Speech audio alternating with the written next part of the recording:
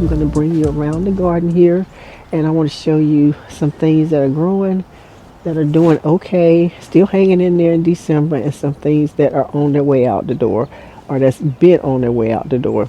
I also want to harvest some things from this garden. I don't know if you can see my Swiss chard here, but this is something that really needs to be harvested, and some other things that I want to harvest today.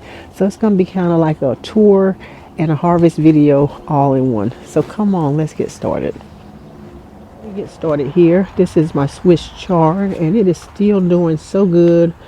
I am so impressed with this Swiss chard, but I really need to harvest it. As you can see, I have different colors. I have the red, green, I have the yellow. I just love all the colors. And this one is actually called a rainbow mix of Swiss chard, and this one is an orange color.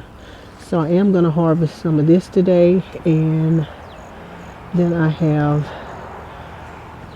which you can't miss this, these are my sugar snap peas, and even though they look like they're still growing, which they are, they don't taste sweet like they would have had the frost not gotten to them. So I'm just leaving them there, letting some of that nitrogen get into the soil, and eventually I will take these out. But I think my mistake was that when I planted these sugar snap peas, I planted them too late.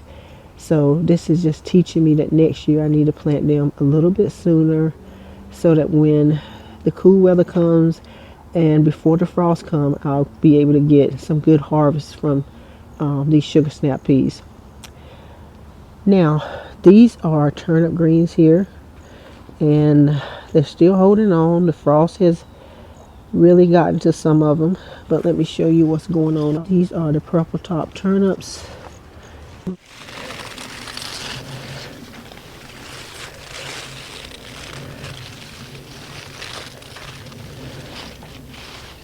I like the turnips as well as the leaves, though. Some of the leaves have turned brown on me, but not all of them. So I'll just harvest off the brown part, which is not hard to do because, as you can see, it's coming loose so easily. So I'm gonna harvest those, and I do like to cook the greens and the turnips. So that's about all I have growing in this container here. Now over here on this side, oh, those are ornamental kales. Over here on this side, oh wow guys, see, this is what I'm saying. This was really a waste because they were doing so good, and then the frost came and killed them.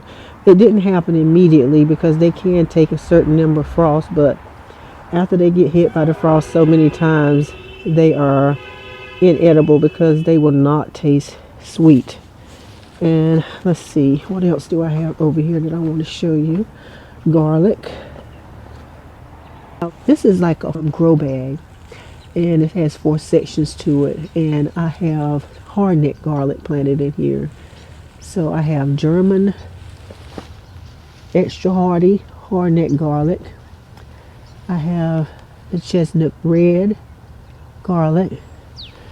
Okay, so let's move over here to this other container, and I have some bok choy that I planted over here, and yes, it is trying to go to seed. It's got flowers on it, and I'm thinking it's confusing to plant because the weather gets warm and then it gets hot again. I mean, it gets warm and then it gets cold again, and so the plant thinks that it's time to start producing seeds, which wouldn't be a problem if I wanted to save the seeds, but it's not. So that's what's happening here.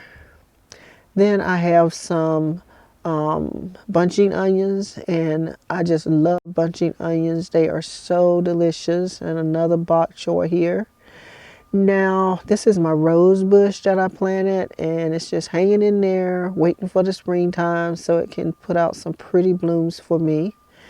And if you look down, you'll see this is arugula, and then I had some cilantro. I got so much cilantro, you guys. Look at it. Now, I never planted cilantro in the fall, but I did plant some this time, and I'm so glad I did because Cilantro really is a cool weather crop, and it will just keep on producing. It did get some damage from the frost. More lettuce here. Yeah, I got so much lettuce that I planted. And more arugula as well.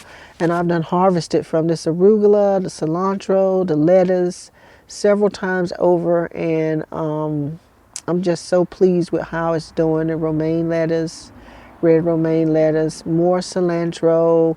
Now the frost is killing some of my lettuce, but that's okay because I planted quite a bit, and I just couldn't imagine that this cilantro would get so big and so tall, but I love cilantro in some of my salads. Now I have another grow bag here with hard-neck garlic in it, and it seems to be doing pretty good. All of this is Islam red garlic, and this is a soft neck garlic. So I planted quite a bit of that. I do have another container of hard neck garlic. Now this is the other container that has the hard neck garlic in it, and this is another 4-section grow bag. I have Georgian crystal garlic, and then I have Georgian fire garlic. So it's not really coming up right now, but I do expect it. I mean, it's nothing to be worried about. I expect that it will come up soon. I did see one little sprig trying to come up, so I'm encouraged by that. And so I know that I should have some really good garlic. Yes, there it is. And, oh no, there's 2 sprigs. Didn't see that one. So looking forward to some really good garlic this year.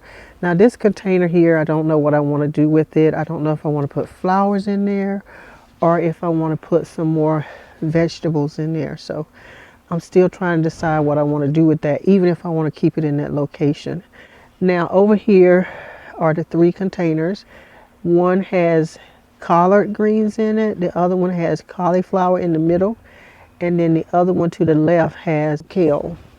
So most of these collards in here are what they call Morris heading collards, which in the South we call them cabbage collards, and they are so good, so delicious. I did come out and harvest some of these, and I just really loved the flavor of the Morris heading cabbage collards. Now I did plant some tree collards here. This is one. I got the names mixed up. I did plant the Merritt tree collard, the big blue tree collard, and one called the Jolly Green. I just don't know which is which. And they're supposed to be tree collards that just keep growing all year round. And because they get so big, I'm thinking I may have to take them out of this tall container, because if they do turn into a tree collard, it would be so hard to try to reach them. Now this is my cauliflower, and I did get some damage from the frost from these. This one is called a white delicacy, I want to say. And they are like self-blanching. You'll see the leaves trying to cover it up as it grows. Now look at this one. This one is pretty. This is a purple cauliflower. You can see it a little bit better there. So I had the white, the purple, and I also had an orange one. Now this is the one called cheddar. I have never had this one before. I'm looking forward to tasting this cauliflower, and I'm sure it's going to be very delicious. Sorry about the dead leaves, you guys. I meant to take them off, but I didn't.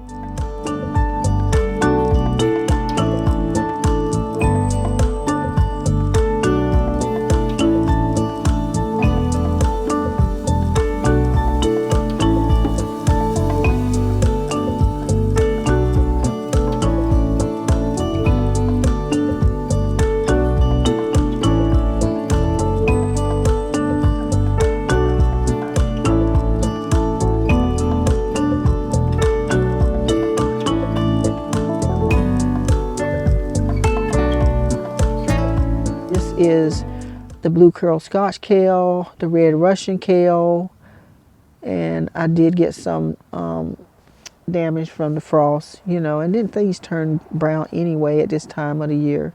So I do need to come and harvest a lot of this kale. I've never tasted the red Russian kale before, so I'm pretty sure I'm going to like it because I haven't found a kale that I haven't liked. And the lacinato kale got damaged there, got some little holes from the worms. Usually in the fall, I don't have trouble with worms and things, but because the weather is not getting as cold, when it's at times when it's normally cold outside, the insects and things are not dying out as fast.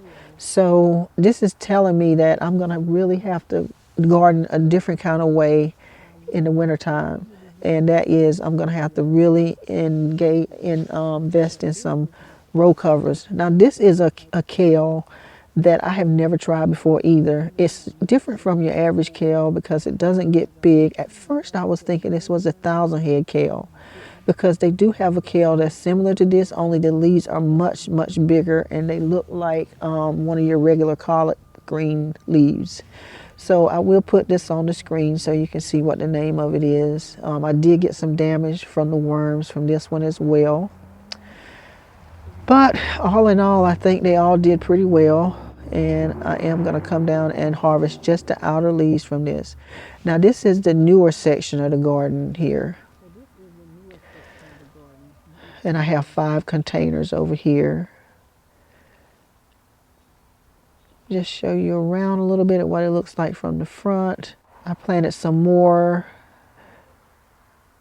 sugar snap peas, and of course they didn't do well because the frost killed them out. I love sugar snaps, so I try to plant them as many places as possible.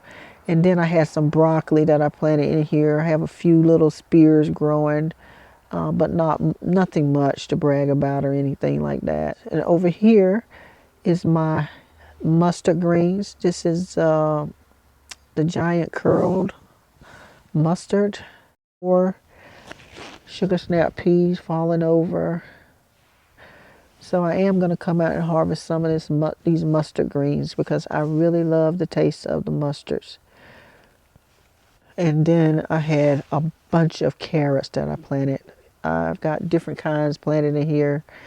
So didn't get any carrots yet and hoping to get some later. So we'll see how that goes. Now this is celery. It looks kind of like cilantro, but it's not. This is something that is gone. It is not going to do anything. These are cabbages and they had damage from the worms, and some of them I pulled out, but there is no hope for these cabbages. I am not going to get anything from them. Now here I have my trellis that I really need to clean off. I've been a little lazy about doing that. I had my string beans growing here. Got a real nice crop. Some of them I let dry out so that I could save the seeds for next year. And I did have some spinach growing in here. I had some radishes that I harvested from here. Spinach is kind of small because I came in and cut down a lot of the spinach. And I harvested a lot of the spinach. So just waiting for it to grow back. And as I mentioned, I did have some radishes growing, but nothing to write home and brag about right now. Hope you enjoyed the video. I'll see you on the next one. Bye-bye.